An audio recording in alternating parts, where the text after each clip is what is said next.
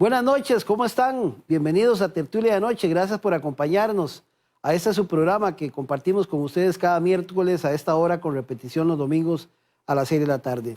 Hemos estado analizando todas las semanas la situación que vive el país, cómo se podría resolver la crisis fiscal, la situación social que estamos padeciendo y la incertidumbre que hay sobre todo a futuro.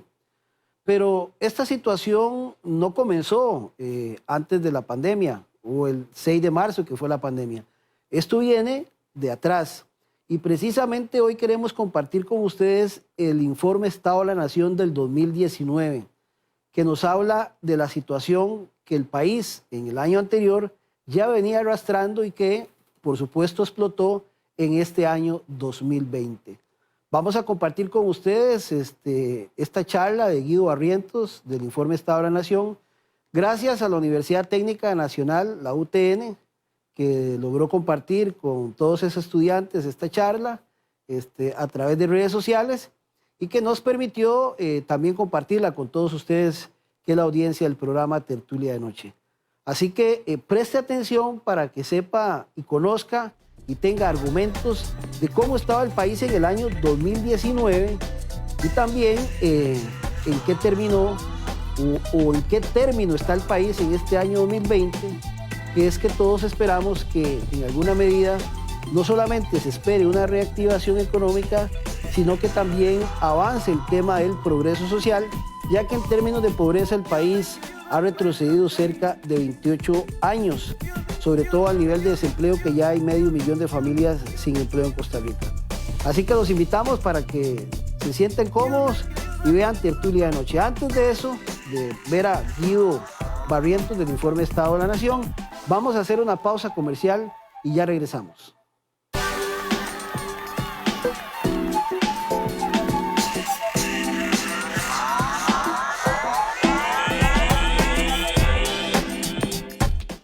Ya le dijiste que es un gran ser humano. Ya le enseñaste que con actitud y trabajo todo se puede. También has estado en todos sus logros. Ya tiene claro que puede contar contigo. Ahora es tiempo de que le mantengas protegido de cualquier accidente. Proteja a sus hijos. Adquiera en Coopalianza el seguro estudiantil 24/7 o solicítelo gratis si su hijo es asociado. 2785-3000. Aplican condiciones. Coopalianza, la cooperativa de todos.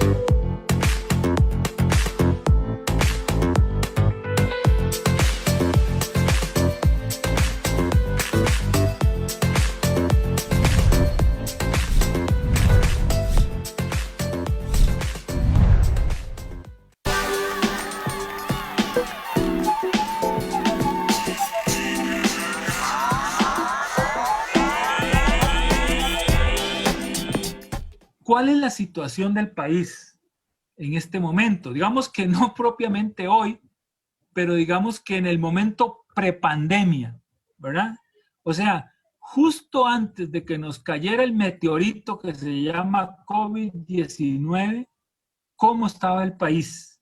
Y luego tratar de interpretar cómo, en este 2020, ¿verdad?, cómo esa pandemia nos pudo estar afectando esos indicadores y sobre todo, qué está pasando con el empleo, que tal vez es el tema que hay mayor preocupación.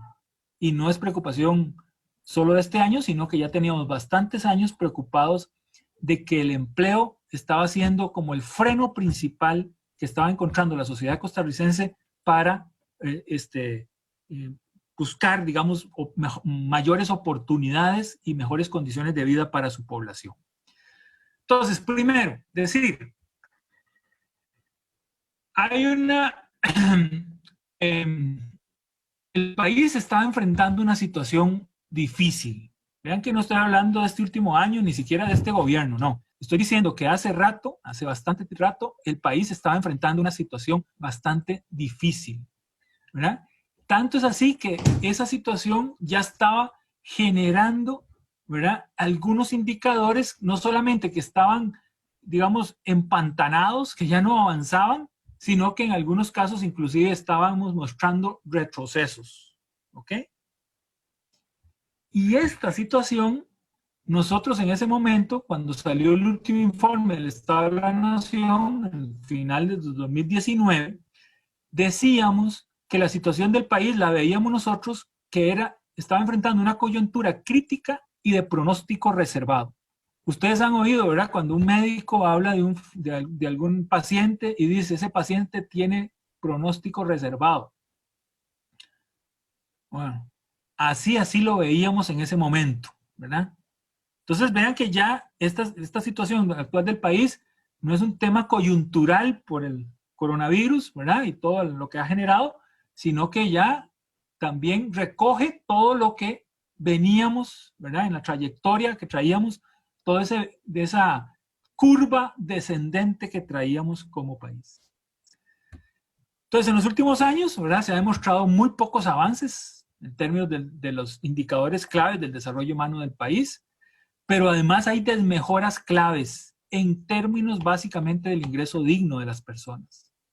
Se nos deterioró el tema del empleo, se nos deterioró, no logramos por lo menos sacar a más gente de la pobreza, ¿verdad? Y sigue creciendo la desigualdad social en el país. Ven que son elementos que se vienen deteriorando ya desde hace rato. Y por supuesto se acumulan los efectos hoy día. Esta inercia, entonces, que estábamos reportando en el desarrollo del país, ¿verdad?, básicamente está llegando digamos, a comprometer hoy día los logros históricos que habíamos logrado como país en términos de desarrollo humano. O sea, tenemos un país que realmente ha logrado cosas extraordinarias, sobre todo en la segunda mitad del siglo pasado. Costa Rica logró avances muy acelerados y significativos. Mejoró su nivel de desarrollo. ¿Por qué? Porque mejoró las condiciones de salud para la población, mejoró el acceso a educación, mejoró la alimentación de la población, etcétera. Tuvo una serie de elementos, el agua potable también, el acceso a agua potable mejoró sustantivamente, y todos esos elementos realmente nos dieron un empujón muy grande hacia adelante en términos de desarrollo. Pero en todo lo que va de este nuevo siglo, ¿verdad?, lamentablemente no hemos hecho esfuerzos significativos por seguir adelante. Más bien como que el empujón que nos habían dado ya empieza a gastarse y empieza el país a empantanarse, ¿verdad?, con todas las consecuencias que tiene esto. Entonces, ¿qué podríamos decir del país en términos, digamos, de antes de que llegara la pandemia y lo que pudo haber provocado la pandemia? Bueno, que la pandemia lo que está haciendo prácticamente es agudizar la vulnerabilidad de grupos de población que cada vez estaban siendo más excluidos de las oportunidades del desarrollo. Veamos algunos datos. Por ejemplo, en términos del Producto Interno Bruto, que son todos los bienes y servicios producidos en el país, más o menos nos da una idea de la capacidad de producir riqueza en el país, ¿verdad? Vean ese gráfico, la línea, los puntos del gráfico, ¿verdad?, venían ya desde hace rato en caída. La tendencia era una tendencia descendiente, ¿verdad? Y no estoy hablando, ¿verdad?, de poquitos años, sino tamaño rato ya, ¿verdad? Tanto es así que en el 2019 se estaba hablando de que logramos crecer solamente un 2,1% con respecto al Producto Interno Bruto del año anterior. O sea, es un crecimiento demasiado bajo. Y no es el único. Vean, estos anteriores estaban un poquito más grandes que el 2, pero no eran muy grandes, no llegaban pero ni a 4, vean, ¿verdad? Ese nivel de crecimiento económico ya estaba generando desde hace años dos consecuencias muy serias. Una era que el gobierno no lograba recoger dinero suficiente vía impuestos para pagar todas sus deudas, por lo tanto tenía que estarse endeudando para terminar de pagar sus deudas, ¿verdad? Y dos, que el sistema productivo en el país no estaba generando los empleos suficientes para darle trabajo a todos los costarricenses que necesitaban trabajo. Entonces, estos dos hechos ya desde hace rato venían y se venía acumulando su efecto, ¿verdad? También podría decir que si dividimos la economía costarricense digamos, en el motor de la economía nacional y el motor de las exportaciones, el motor de la economía nacional sería esa línea roja que se llama régimen definitivo, que es todos los bienes y servicios que se producen para el consumo nacional. Y vean que no solamente en esta línea la tendencia era hacia abajo, sino que vean ya a final del 2019 ya tocaba el cero, o sea, ya estaba estancado. Y eso es lo que resentimos o sentimos más los costarricenses, ¿verdad? Toda esa economía y servicios que nosotros consumimos que se esté estancando. Mientras que el otro extremo, la línea verde de arriba, es el régimen especial, o sea, el motor de la economía para exportar, zonas francas y todas estas empresas que exportan. Vean ahí los niveles de crecimiento son muchísimo más altos, sí, con alguna irregularidad, suben y bajan, pero bastante más altos el nivel de crecimiento. Entonces, en este país además tenemos dos economías. Si usted está en la economía para el comercio nacional, sí, la cosa está fea. Para el mercado nacional, la cosa está fea. Si usted está trabajando en la economía para las exportaciones, la cosa no estaba tan fea ahí. Ahora con la pandemia sí, se hizo un poquillo más complicado. Pero son dos realidades diferentes dentro del mismo país.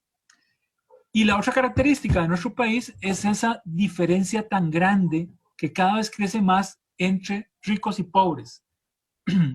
Es una desigualdad, ¿verdad? Y está creciendo en el país. Vean, estas líneas que están en el gráfico son clases sociales. No son las clases sociales, digamos, marxistas típicas o, ¿verdad?, clásicas, sino más bien son clases sociales que nosotros las estructuramos a partir de algunos indicadores como nivel de educación, ingreso, tipo de empleo, etcétera, una serie de indicadores, y dividimos la población en clases sociales. La línea moradita, esta de aquí arriba, ¿verdad? Esta es la clase social alta del país, y ahí sí se ve que con el tiempo, ¿verdad?, sus ingresos han ido mejorando, han ido creciendo, con altos y bajos igual, irregularidades, pero en general la tendencia es que va creciendo. La otra clase que también se observa una tendencia a crecer, aunque mucho menor que la de clase alta, es lo que llamamos medianos empresarios y profesionales. Vean que también ahí, ¿verdad?, muestran una tendencia a crecer. Y en este país en general, ¿verdad?, a los profesionales, ¿verdad?, se les reconoce mucho socialmente y realmente, ¿verdad?, el ingreso que tienen es importante. Pero las otras clases, ¿verdad?, las otras que están aquí, que son obreros agrícolas, clases intermedias, pequeños propietarios, obreros industriales, todas estas clases, vean que su línea no crece.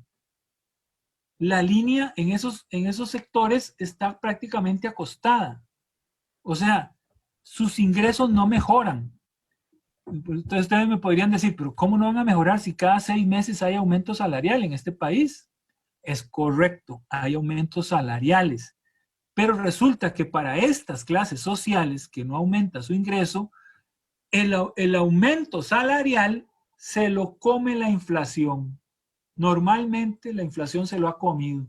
Entonces, no solamente ese aumento salarial no le significó mayor capacidad de compra porque se lo comió la inflación, sino que además posiblemente hasta puede ser que pierda un poquito de salario porque la inflación creció más que el aumento salarial. Mientras que para la clase alta y la clase de profesionales y medianos empresarios y profesionales, el aumento salarial, ¿verdad?, sí supera inflación. O sea, ¿verdad?, la inflación no logra llegarle al aumento salarial que tiene este sector. Pero estas diferencias sociales no solamente son claras, sino que con el tiempo, vean las distancias entre las líneas, ¿verdad?, a finales de los 80, que son estos primeros años del cuadro, son mucho menores que las distancias que tenemos hoy, ¿verdad? Hoy esas diferencias han aumentado considerablemente. O sea, la brecha social ha crecido.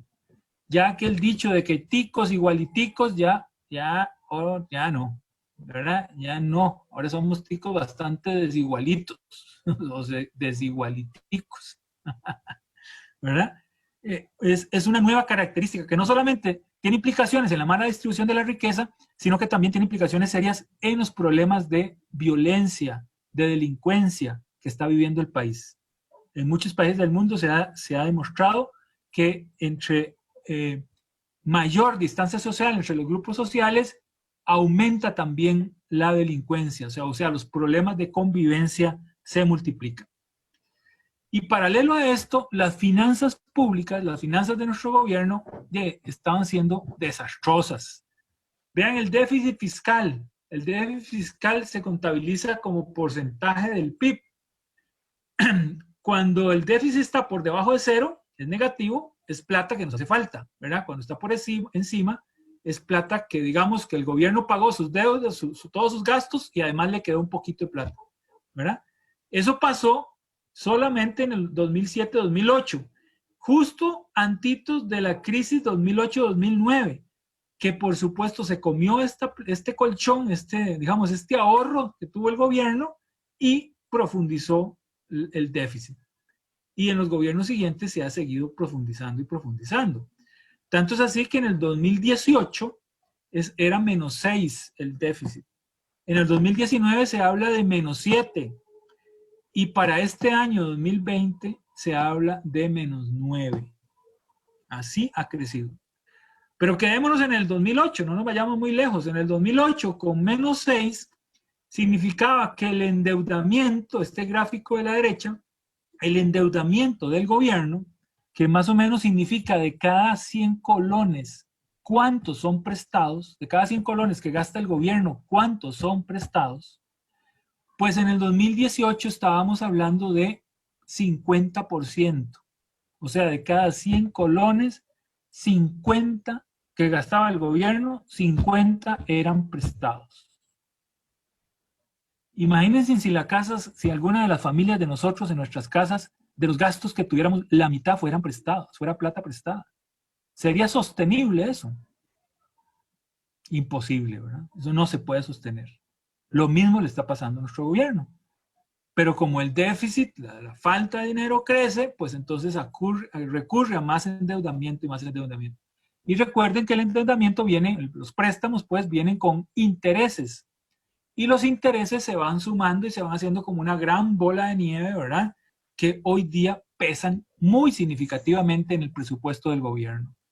Y eso quiere decir que casi la tercera parte del presupuesto del gobierno tiene que dedicarlo a pagar deuda externa, lo cual es plata que no se ve invertida en Costa Rica, porque es plata que sale, ¿verdad? Entonces, ojo esa condición. ¿Había que resolver el problema? Sí. ¿Se trató de resolver? Sí.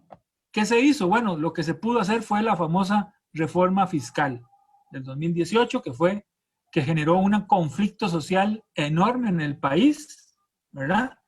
Y que lamentablemente ya al día de hoy no han pasado ni 2 años de estarse aplicando esa reforma y se reconoce que no fue suficiente. Esa reforma no nos está resolviendo el problema, ¿verdad? Entonces tenemos un enorme problema, ¿verdad? Todavía sin resolver, ¿verdad? Y lo más grave, creo que es evidente a todos hoy, todavía no hay voluntad de dialogar para encontrar solución a semejante problema. Bueno, este y otros más, pero por lo menos este nos está realmente causando un dolor de cabeza muy fuerte.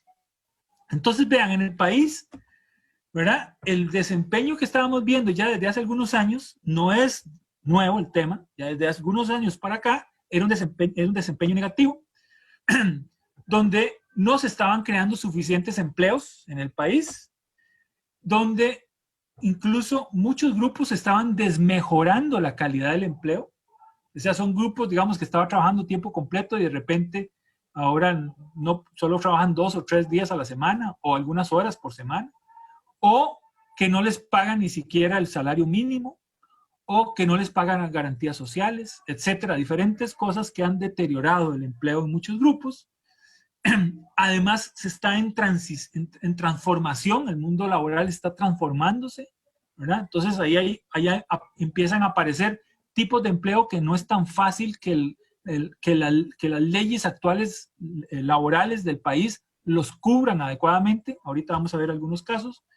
Y además también se desvincula, se rompe la relación entre crecimiento económico y empleo.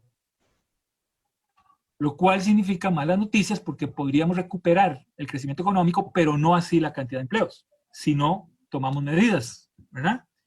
Y a esta situación se le suma un problema coyuntural, ¿verdad? De fuerte desaceleración económica, ¿verdad? Por el coronavirus, ¿verdad? Por la pandemia. Pero además súmele en otra cosa, que también golpea el empleo fuertemente, ¿verdad? Que no es de este año, sino que ya cada vez viene presentándose más fuerte, que es lo que llaman la cuarta revolución industrial. Es la tendencia moderna del sector industrial de utilizar intensivamente tecnología, por lo cual requiere mucho capital para comprar la tecnología que requieren, y generar menos empleo.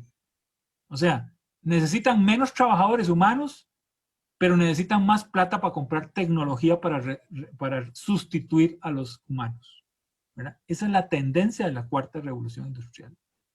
Hay que preparar a nuestra población para que entre en ese mundo. O por lo menos tengamos una alternativa, una propuesta a la TIC, digámosle así. Sobre los empleos que dije yo que se estaban transformando. Hicimos un estudio del mundo laboral hoy en Costa Rica y lo típico en la legislación laboral costarricense es que habla de trabajadores y empleadores y en medio para establecer la relación de un contrato laboral, ¿verdad? Eso es lo típico en el sistema nuestro. Pero dentro, ahí hay muchos ejemplos de eso, pero encontramos cada vez un conjunto más grande de tipos de empleo que nosotros le llamamos zonas grises, porque es difuso, no se ve con claridad si hay empleo o no hay empleo ahí. Por ejemplo, caso típico, todo lo que son tecnologías, las plataformas tecnológicas, plataformas tecnológicas, Uber Eats, Globo, Didi, etcétera, un montón de plataformas, ¿verdad? Que la gran pregunta es ahí, si usted está trabajando en esa plataforma, ¿usted es empleado de alguien? O sea, y si usted es empleado, usted está trabajando con Globo, usted es empleado de Globo, ok, ¿dónde está? ¿Quién es su patrón físicamente? ¿Quién es su patrón? ¿Dónde está ese patrón? Si hubiese algún problema laboral con ese trabajador aquí en Costa Rica, podríamos traer al patrón de Globo, al dueño de Globo a Costa Rica para que brinda cuentas. ¿Verdad? No, son nuevas situaciones, nuevos tipos de trabajo que sobrepasan la legislación nacional. ¿Verdad? Ahí tenemos que reconocer que tenemos problemas de ese nuevo tipo de trabajos.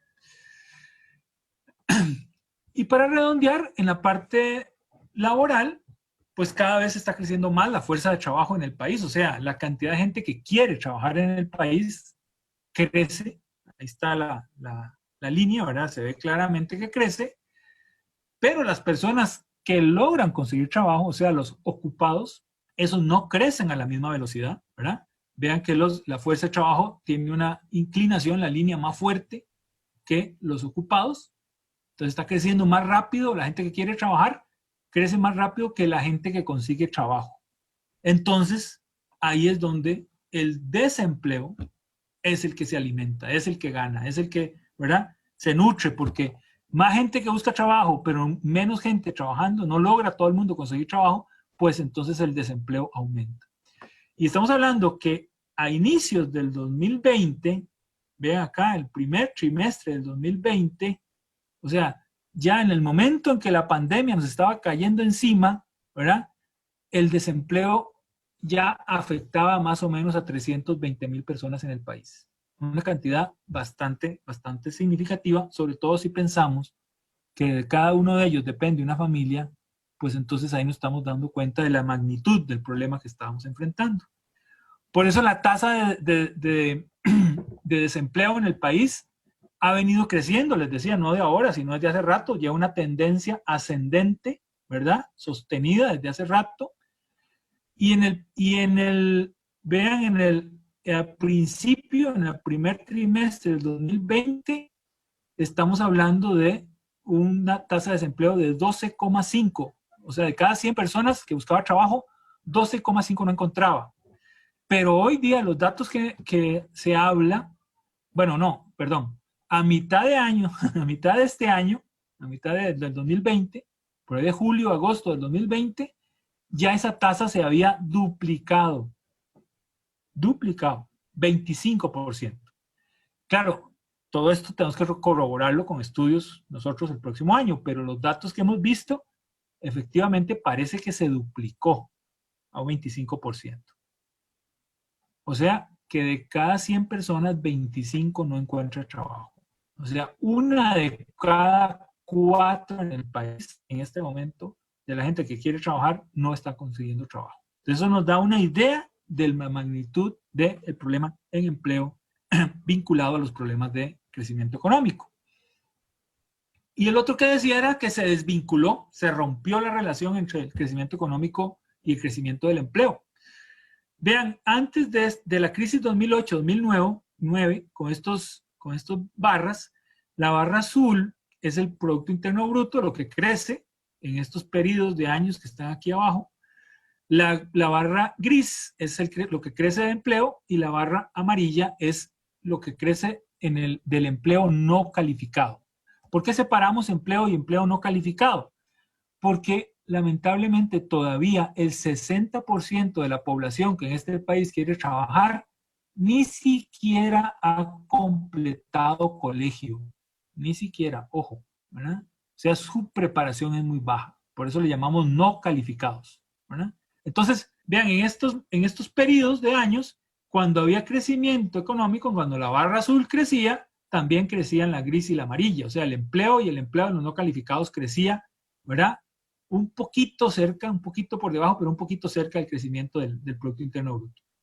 Pero con la crisis del 2008-2009, no solamente se nos cae el Producto Interno Bruto, se cae el empleo terriblemente, pero además el empleo de los no calificados se volvió negativo. O sea, las personas no calificadas en una crisis son las primeras en perder el empleo y las últimas en recuperarlo. Eso pasó en el 2008-2009 y les garantizo que está pasando ahorita también, ¿verdad? Esos son el sector que más está sufriendo. Y vean, después de esa crisis del 2008-2009, el crecimiento económico no es muy fuerte, no es muy grande, pero se recupera, pero la generación de empleo y sobre todo empleo no calificado, ¿verdad?, nada que ver con estos niveles de crecimiento anteriores, sino muy paupérrimos o inclusive negativos. Entonces, ¿verdad?, aunque recuperemos crecimiento económico, si no tomamos medidas adecuadas, el empleo, ¿verdad?, no va a crecer igual, no va a crecer al mismo ritmo. Frente a esa situación, la política gubernamental ha dicho, bueno, el mercado no está generando empleos suficientes, que cada uno haga su trabajo, haga su empleo, ¿verdad? O sea, háganse emprendedores, fomenten su propia empresa, hagan su propia iniciativa empresarial. de ahí uno podría decir, sí, de ahí sí, cierto, pareciera lógico, no, es necesario que fortalezcamos el emprendedurismo en el país, ¿verdad?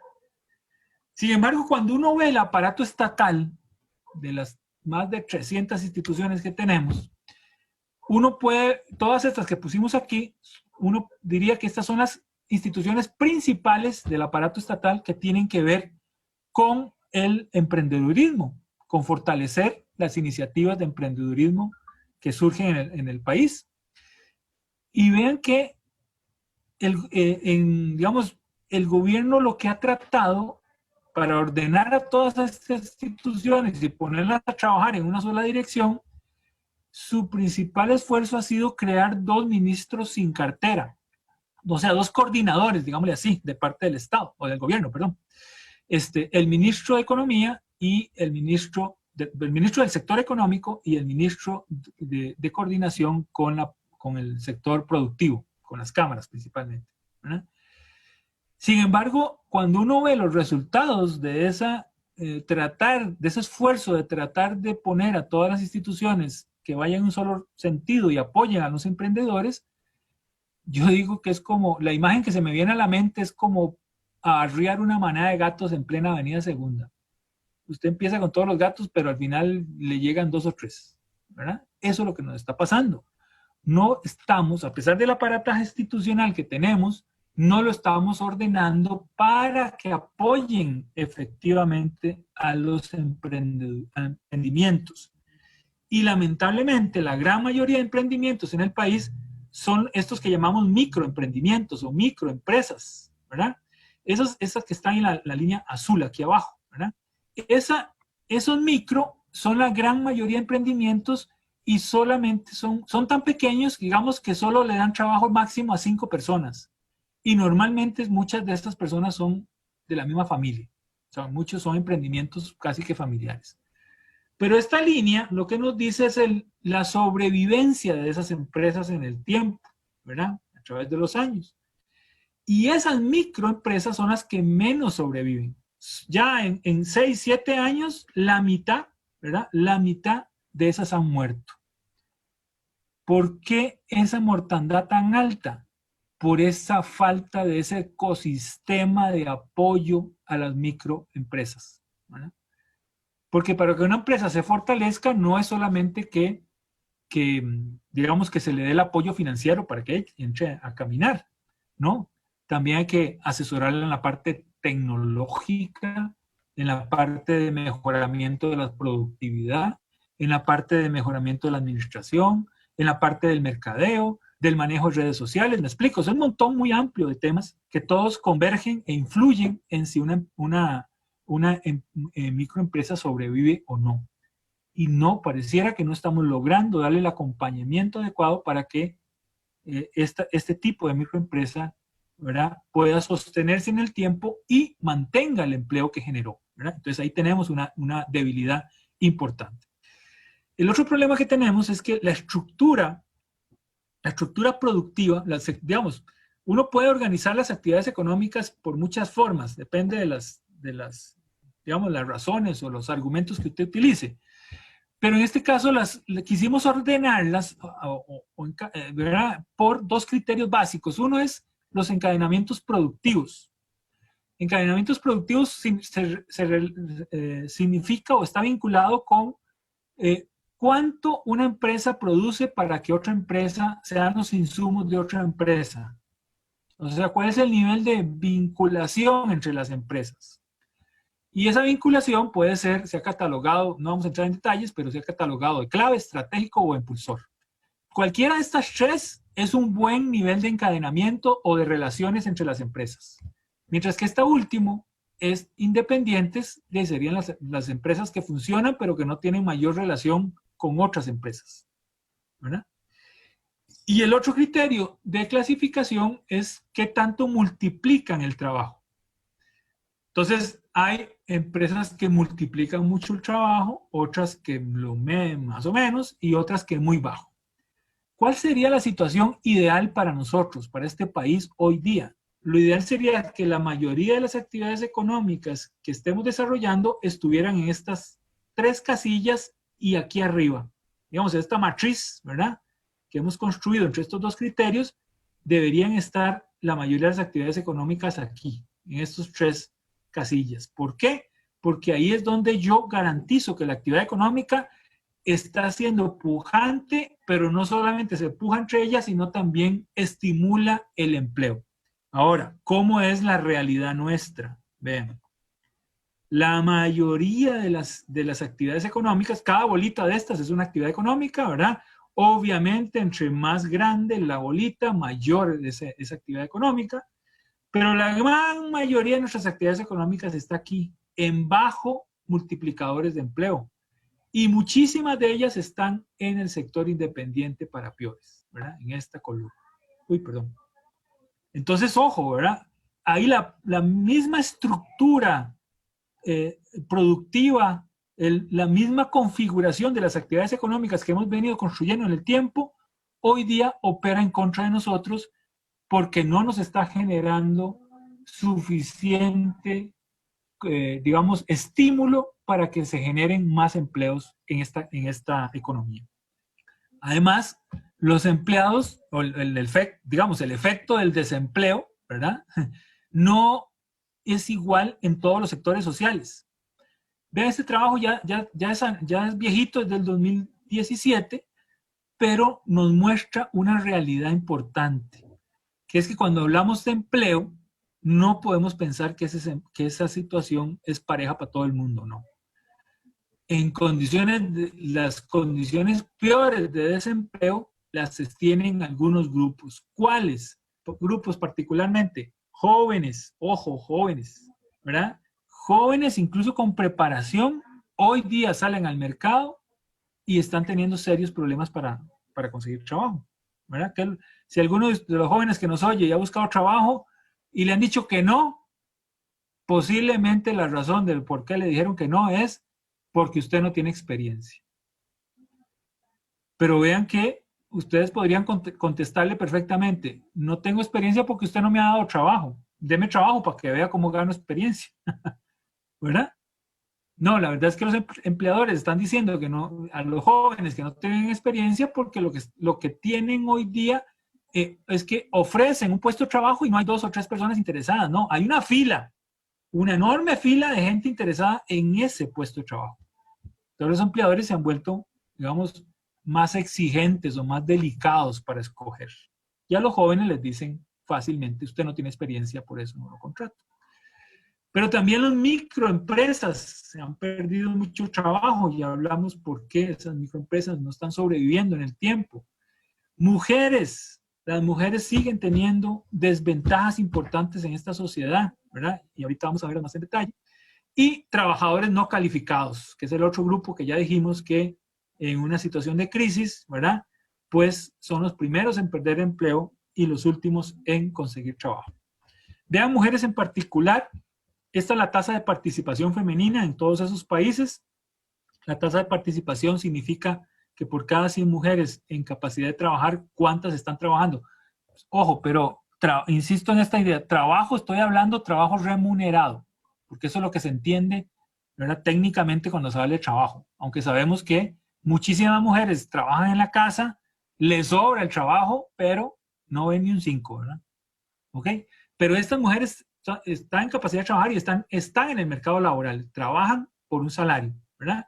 Vean, de 1997, el triangulito azul, a 2017, la bolita anaranjada, hubo una mejora importante en Costa Rica, ¿sí? Cada vez hay mayor cantidad de mujeres que ingresan al mundo laboral, pero todavía estábamos por debajo de esta línea verde que es el promedio internacional. Y muy por debajo de esta otra línea más gruesa, más grande de los puntos, ¿verdad?, que es el promedio europeo, donde la situación de la mujer está mejor, ¿verdad?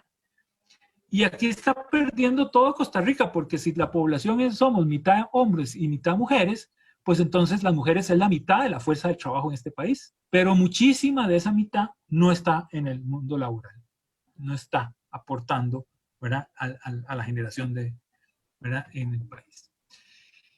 Y entonces, vean aquí, la tasa de participación laboral de las mujeres apenas 42,7, mientras que de los hombres es 72. O sea, por cada 100 hombres, 70, digamos, casi 73 están trabajando, y por cada 100 mujeres, casi 43 están trabajando. Todavía el mercado laboral costarricense es muy masculino.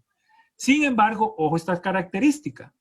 Cuando hablando de la preparación o la educación de las personas ocupadas, ¿verdad?, que tengan secundaria o más, las mujeres superan a los hombres, ¿verdad? Las mujeres en este país tienden a tener mayor cantidad de años promedio de educación.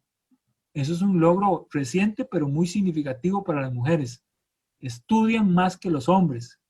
Pero ojo, compañeras, lamentablemente, cuando salen al mercado laboral, la tasa de desempleo es muchísimo mayor que la de las mujeres que la de los hombres. En este año 2018, la tasa de desocupación era como de 11, por aquí más o menos, ¿verdad? Pero vean que baja era la de los hombres, y la de las mujeres estaba por encima del promedio nacional. Entonces estudian más, pero les cuesta más conseguir trabajo. Y la última injusticia es que cuando reciben un salario en la empresa privada, porque en las instituciones estatales hay, digamos, mucho mejor regulación de esto, pero en la empresa privada es típico, ¿verdad? Puede ser que las mujeres, por hacer exactamente el mismo trabajo que un hombre, reciban hasta un 20% menos de paga por su labor, ¿verdad? Entonces ahí hay una condición, digamos, preocupante para las mujeres. Y finalmente con esto digamos, del mundo laboral, las empresas en el país más o menos vienen creciendo a este ritmo, con esa línea azul que está aquí a la izquierda, y estos son los trabajos, la línea a la derecha, los anaranjados. Tienen un comportamiento muy parecido, y en ambos casos se ha desacelerado. Vean, la línea, ¿verdad?, empezó muy levantada, muy parada, pero se ha ido acostando y se ha ido acostando de generación de empresas, y así también la de generación de trabajos en el país. Entonces tenemos un problema serio porque se está desacelerando la generación de empresas y de trabajos en el país. Esto hay que ponerle atención. Tanto es así que en los últimos años, y no vean que, insisto, esto no es nuevo, sino que ya en todos estos 10 años que están aquí registrados, en términos, la barra azul es la cantidad de empleos que se crearon ese año, y la barra gris es la cantidad de empleos que se perdieron ese año. Entonces, para saber la cantidad de empleos de verdad que quedaron ese año, habría que restar, y esto es el producto de esa resta, estos son los números. En promedio, en esta década, en esta última década, se estaban produciendo casi 6,000 empleos nuevos por año en este país. Casi 6,000 nuevos. Demasiado pocos. Este país necesita mínimo 30,000 empleos por año nuevos. Y estábamos generando 6,000. O sea, imagínense el acumulado, ¿verdad? El acumulado de, digamos, de déficit de empleo que estábamos teniendo, y que hoy nos explota en la cara, por supuesto, ¿verdad? Ahora, no es solamente un tema de desigualdades en el empleo o en el ingreso, ¿no? También tenemos desigualdades muy grandes en términos de las condiciones de vida de la población.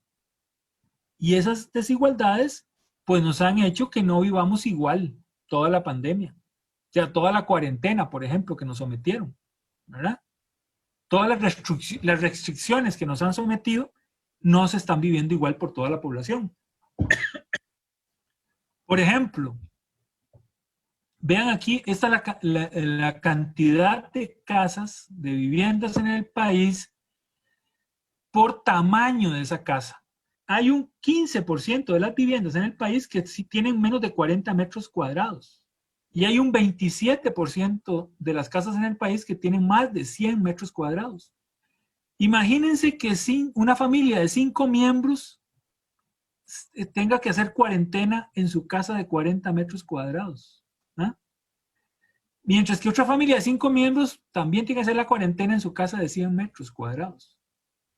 O sea, las diferencias son abismales. ¿verdad? De espacio, de recursos, etcétera, ¿verdad? No solo el tamaño de la casa, sino las condiciones de la vivienda también. En mal estado, ¿verdad? En mal estado hay 9% de las viviendas que están en mal estado y hay un 7% de las viviendas que ni siquiera tienen servicios básicos adecuados. Y peor aún, hay un 2% de las viviendas que tienen hacinamiento, que significa más de 3 personas en un solo cuarto. Imagínense la cuarentena, cómo les fue a esa gente, ¿verdad? Complicadísimo, complicadísimo. Y es que en el país, digamos, por los métodos de medir pobreza, que hay muchos, pero oficialmente se usan 2, el de ingreso de pobreza, que es este de acá, y el de pobreza por, digamos, multidimensional, que es este otro de acá, que cuando yo los aplico, digamos, me da un resultado con cierta cantidad de familias. Pero hay familias que son pobres con ambos métodos. Entonces, si yo sumo cuántos me dan con este método, cuántos me dan con este otro método y cuántos me dan pobres con cualquiera de los 2 métodos, si yo sumo todo eso, estaríamos hablando de un 31% de los hogares pobres antes de la pandemia. O sea, antes del 2020. ¿No? O sea, estábamos hablando de un efecto de la pobreza muy fuerte. En general, la pobreza más se mide solo por ingresos. Y si sumamos ahí ingresos, estaríamos diciendo este 12 más este 8.7, estamos hablando de un 21%. Recuerden, 21%, porque ahora al final vamos a ver cuánto se proyecta que va a crecer esa pobreza en este año 2020. Pero este tipo de pobreza por ingresos, ¿verdad? Por eso lo menciono, porque hay varias formas de medir la pobreza y en este caso vamos a hablar, al final pues vamos a hablar solo de ingresos, 21%. Y el otro factor que está generando diferencias muy grandes, ¿verdad? En la vida de las personas en el país es que el acceso a tecnologías no es igual para todo el mundo. Las tecnologías, digamos que nos resuelven muchísimo de esta pandemia. Nos resuelve poder estudiar, poder trabajar, ¿verdad? Sin, ¿verdad?, estar en contacto con otra gente. Pero cuando dividimos la población en quintiles, que significa dividir la población, hacer una fila de gente, digamos, ordenada del que menos gana hasta el que más gana, y esa fila la partimos en 5 grupos, ¿verdad?, con la misma cantidad de gente cada grupo, pues el primer quintil, esto que están aquí a la izquierda, es el grupo de menos recursos en el país, y el quinto quintil, este es el de menos recursos, ¿verdad? Y este es el quinto quintil, que sería el 20% de las familias con más recursos en el país. Y vean solamente el dato de si tienen o no tienen computadora, ¿verdad? Obviamente las familias con menos ingresos, muy pocas tienen computadora, mientras que las familias que tienen mucho más ingresos, casi todas tienen computadora. Bueno, ¿cómo estarán haciendo los hijos de estas familias del primer quintil, o sea, el 20% más pobre de este país? ¿Cómo estará haciendo para que sus hijos puedan atender todas las tareas, lecciones, prácticas, etcétera, que los profesores les están mandando en este momento, que requerirán tecnología para acceder a ellas, ¿verdad? Posiblemente muchos están viendo la cosa muy complicada. De hecho, el 48% en total de las viviendas del país carece de internet. Ni siquiera tiene internet, ¿verdad? Claro, los celulares ahora, los smartphones, están muy, muy distribuidos, ¿verdad?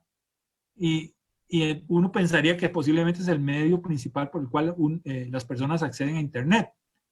Pero imagínense a un muchacho haciendo una tarea en su teléfono celular. Debe ser complicada la cosa. Ahora, ¿qué esperaríamos de este 2020, después de esta pandemia, o en medio de esta pandemia? Bueno, el Estado de la Nación no tenemos bolita de cristal para adivinar el futuro, no. No hacemos, digamos, escenarios posibles, porque eso es, digamos, muy relativo. Pero otras instituciones sí lo hacen, otros entes internacionales sí lo hacen. Por ejemplo, la CEPAL hizo la siguiente predicción. Estoy hablando de datos de julio de este año, ¿verdad? yo les garantizo que para hoy la cosa ha cambiado, pero para julio, tenemos datos para julio del 2020. Para julio del 2020, la CEPAL decía que posiblemente en Costa Rica la pobreza extrema iba a crecer un 17%, 17,5%. La pobreza extrema hoy día significa las familias que no tienen plata ni para comprar comida, que es como un 7%, casi un 7% de las familias del país. Eso significaría que según esta predicción, ¿verdad? 7% más 17 crecería a 24 o 24,5% de familias que caerían en pobreza extrema. La pobreza total significan las familias que no tienen ingresos suficientes para comprar la canasta básica, y ahí está comida, pero también está vestido, transporte y otras cositas. Bueno, esa pobreza hoy día es la que estaba hablando yo antes, que por pobreza por ingreso se calculaba en el 2019 21% de los hogares. Esa pobreza dice CEPAL que va a crecer 15%. O sea, que por lo menos a final del 2020 tendríamos entonces esa predicción, tendríamos 21 más 15, 36%. Mínimo, diría yo, porque posiblemente a esta altura la cosa se ha deteriorado más, ¿verdad? Y entre más tiempo duremos en encontrar soluciones a los problemas nacionales, más costo social vamos a tener. El coeficiente de Gini se refiere a esa distancia entre ricos y pobres, ¿ok? Y esa CEPAL dice que va a crecer en 2%, o sea, va a aumentar aún más la diferencia o la brecha entre ricos y pobres, y que el Producto Interno Bruto, el crecimiento del Producto Interno Bruto, el crecimiento de la riqueza en el país, no va a crecer, sino que va a decrecer en menos 4%. Vean, menos 4%. ¿Cuánto fue lo que el 2019 creció el Producto Interno Bruto? ¿Se acuerdan? 2%. Y ahora dicen que va a decrecer este año, va a decrecer en 4%. Significaría entonces que 2 menos 4 quedaría en menos 2, ¿verdad? O sea, decrecería. El Producto Interno Bruto este año más bien decrecería un menos 2%. Y cuando hay decrecimiento del Producto Interno Bruto, los economistas la llaman recesión. Estamos a las puertas de una recesión, ¿verdad? Con todo lo que eso implica en términos de mayores problemas económicos y mayores problemas de empleo.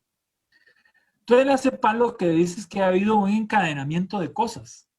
Está creciendo la deuda del gobierno porque no logra recoger suficiente plata para pagar sus gastos, entonces tiene que pedir prestado. Pero a la vez, ¿verdad? Esto, el déficit fiscal y la deuda pública la están haciendo más grande porque no estamos logrando cubrir adecuadamente esos huecos. Todo esto nos pone en las puertas de una recesión económica y el empleo va a seguir alto, bastante alto el desempleo, ¿verdad? Lo único nuevo, relativamente bueno de esta cadena es que cada vez estamos utilizando más intensamente nuevas tecnologías. Que la verdad es que no son tan nuevas, porque ya Zoom y Internet y toda esta cosa que estamos usando ahora ya existía antes. Pero ahora, digamos que la pandemia nos ha obligado a usarla intensamente, ¿verdad? Toda esa tecnología para lograr romper un poco las barreras que nos impone la cuarentena y todas las restricciones, etc. Esto es lo que entonces posiblemente va a pasar. La tasa de ocupación va a disminuir, la tasa de desempleo va a aumentar y el subempleo también va a aumentar. Entonces, para cerrar, decir que las brechas sociodemográficas entre los hogares del país, ¿verdad? De ahí están generando diferencias importantes para vivir la cuarentena y para enfrentar la situación sanitaria y las medidas que se aplican, ¿verdad? Depende mucho de dónde viva usted, cómo viva usted, con quién viva usted, cómo usted está enfrentando hoy día esa pandemia. Y además señalar que efectivamente está habiendo un fuerte impacto económico muy duro, ¿verdad? Que ya veníamos en una situación delicada, pero que la pandemia nos hizo, digamos, de pique, darnos contra la nariz, ¿verdad?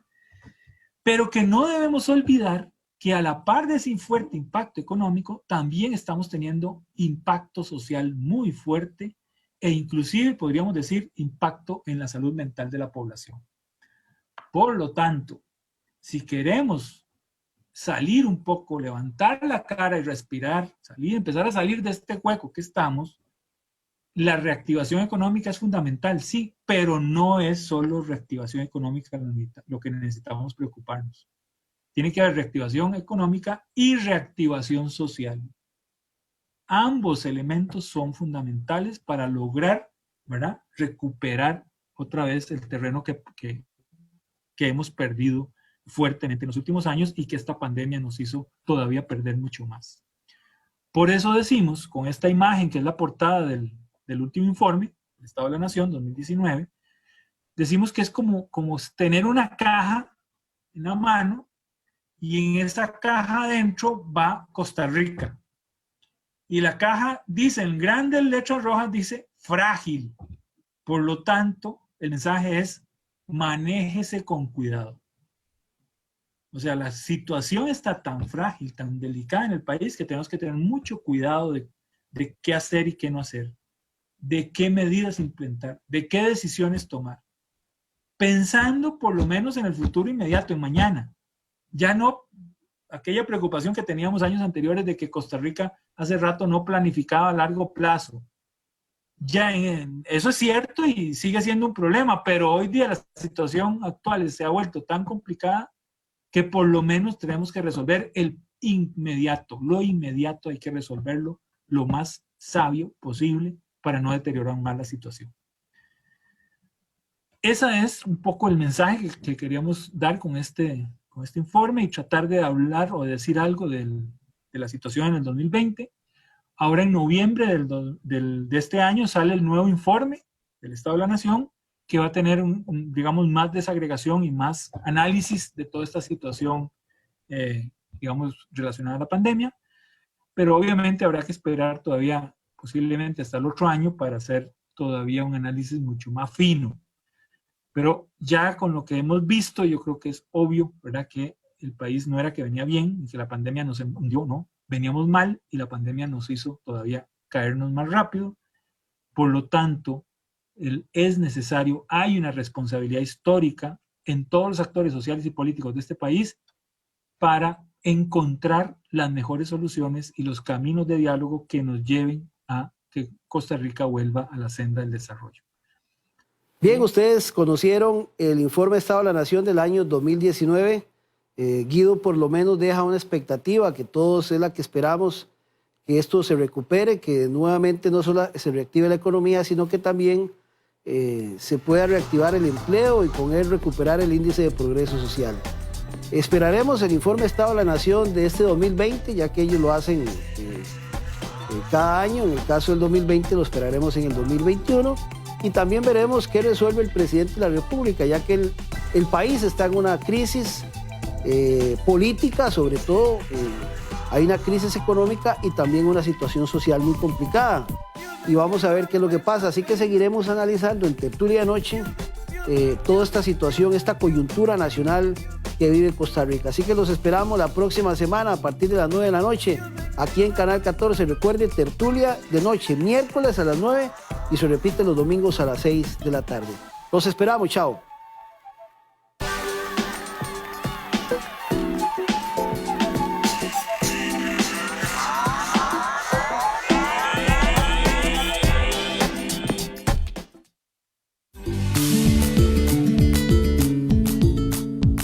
A continuación, vivir mejor.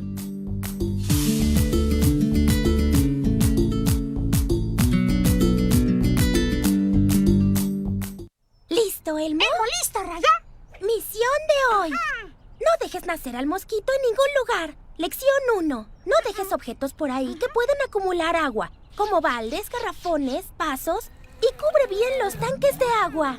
Bien, no dejar acumular el agua. Lección 2. No dejes que se acumule la basura y mantén el basurero tapado. ¡Misión cumplida! Recuerda, si el mosquito no te pica, ¡adiós, Zika!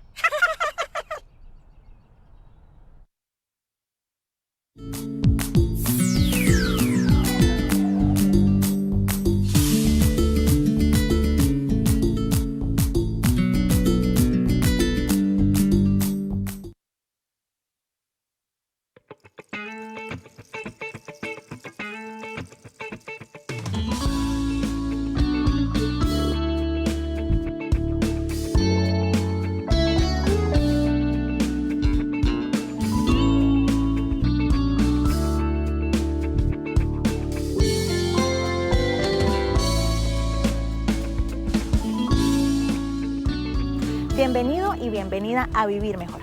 Quizá hemos escuchado que la prevención de la conducta suicida es labor de todos y todas, pero ¿cómo podemos decirle a otras personas aquí estoy y ayudarles? Pues bueno, hoy vamos a conversar con la licenciada Jackie Secades. Ella es psicóloga y es coordinadora de la Comisión para la Prevención del Comportamiento Suicida del Colegio de Psicólogos de Costa Rica. Veamos.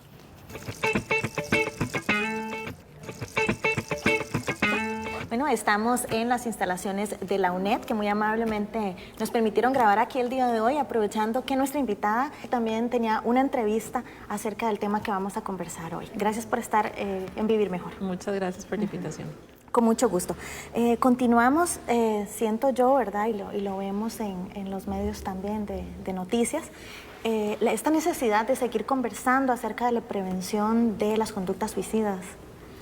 Sí, el colegio, bueno, ha decidido ponerse la camiseta con este tema porque reconocemos que es un problema de salud pública y creemos que tenemos pues, mucho que decir y mucho que aportar sobre el tema. Entonces, esta campaña que se lanzó el 30 de octubre como cierre de unas jornadas de acción comunitaria para prevención del suicidio que se organizaron, lo que pretende es precisamente hablarle al público en general sobre cómo puede contribuir con esta problemática. Que es muy importante, perdón, digamos el papel que tenemos todos de alguna forma ayudar a disminuir la cantidad, digamos, de personas con intentos suicidas, ¿verdad? No le corresponde solo a las organizaciones de salud, a los médicos, a los psicólogos, sino que también... Exactamente, de hecho, un poco lo que pretende la campaña es pues sensibilizar al público sobre el tema y también educarlos sobre cómo generar ese primer acercamiento a la persona que está en crisis para que luego le brinden el acompañamiento necesario hacia los recursos ya especializados que la persona va a necesitar.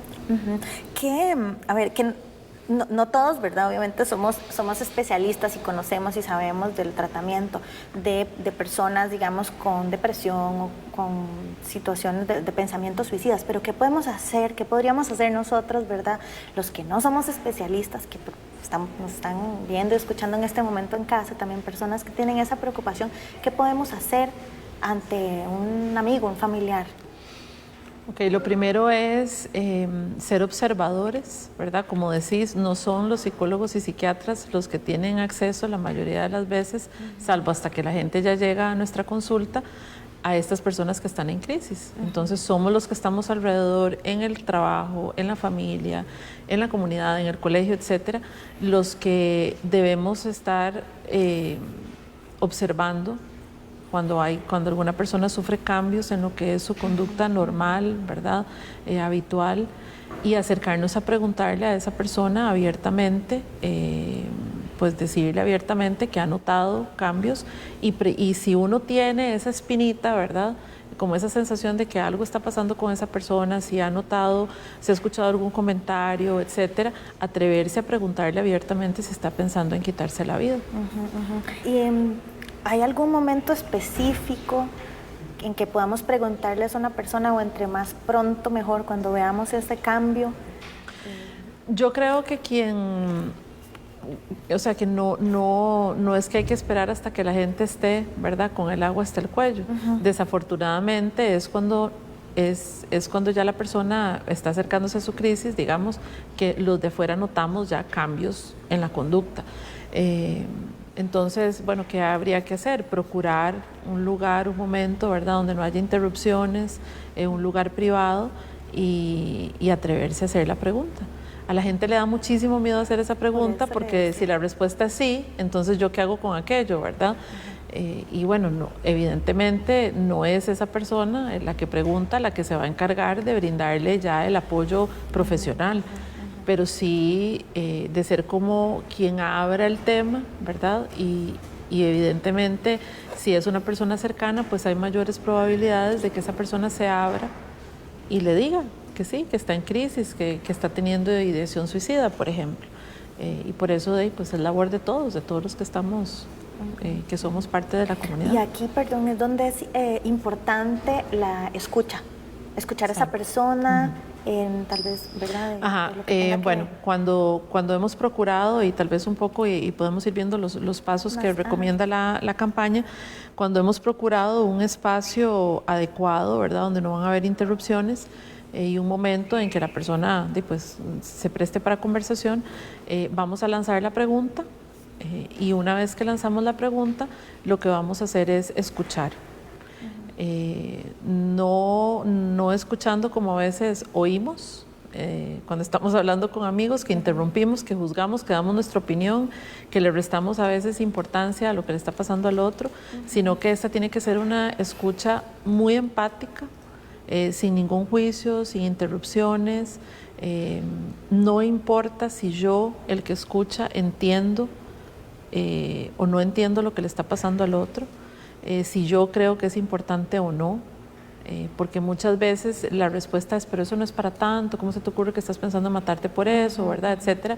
Aquí lo que interesa es que para esa persona que está en crisis, esa situación, él o ella siente que sobrepasa los recursos que tiene para hacerle frente. Eso es lo que importa. Con respecto a eso que usted está diciendo, podríamos pensar, a ver, que la persona, no tendríamos que prepararnos, por ejemplo, si nos tocara ese caso, para saber eso, que tenemos que escuchar a la persona porque probablemente va a ser un primer desahogo que vaya a tener.